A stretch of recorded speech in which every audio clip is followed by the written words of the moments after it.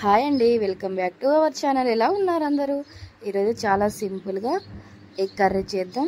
ముందుగా ఆయిల్ పోసుకొని పోపు కోసం ఆనియన్స్ని వేసుకోండి. అవి మాడిన తర్వాత ఇందులోనే కట్ చేసి పెట్టుకున్న ఉల్లిగడ్డ ముక్కలు, కాస్తంత సాల్ట్, అలాగే చిటికెడు పసుపు, ఒక 2 టేబుల్ స్పూన్ నిండా కారం వేసుకొని కలుపుకోండి. ఇలా కలుపుకున్న తర్వాత అది మగ్గేంతలోపు ఒక 3 కోడిగుడ్లు తీసుకొని అవి పగలగొట్టుకొని అందులోనే కాస్తంత సాల్ట్, కారం, గరం మసాలా, కాస్తంత ధనియా పౌడర్ వేసి మొత్తం మిక్స్ చేసుకోండి. ఇలా కలుపుకున్న దాన్ని చూసారా, ఆనియన్స్ మగ్గిపోయి ఉన్నాయి కదా, ఇలా మగ్గిన వాటిలో ఇది మొత్తం ఎగ్ మొత్తం ఇందులో వేసుకొని మూత పెట్టుకోండి.